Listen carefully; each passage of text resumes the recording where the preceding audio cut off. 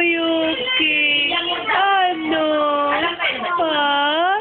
Bibi ko. Oh. Hayuki.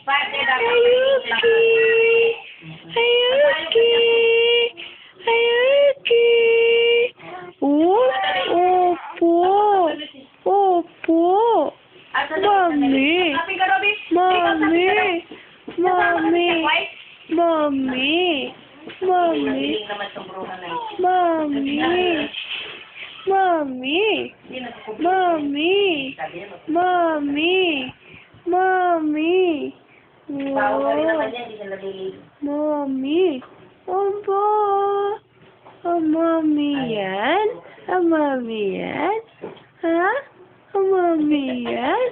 Mami yan, Yuki. Yuki yan, mami yan. Opo.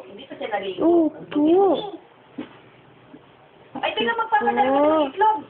Tubo yan. Tubo yan. Papabili.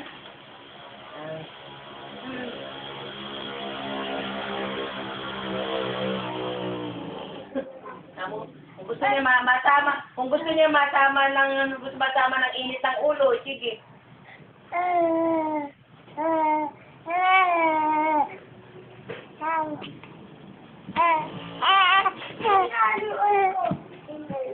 Hindi ako makipagkita kaya nante ko sila Matnili, sabi ko, kahit iyon nga, kaya nga sabi ko, makapagpalit ako awa sa grocery ko.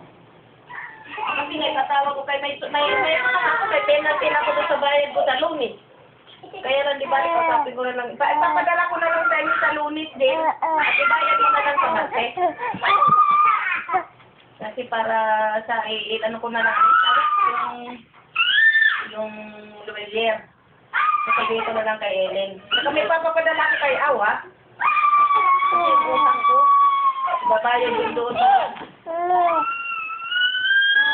O kasi wala naman kasi ng Lunis nila. Sa holiday, baka pa holiday ang Martes. Ay, di ba?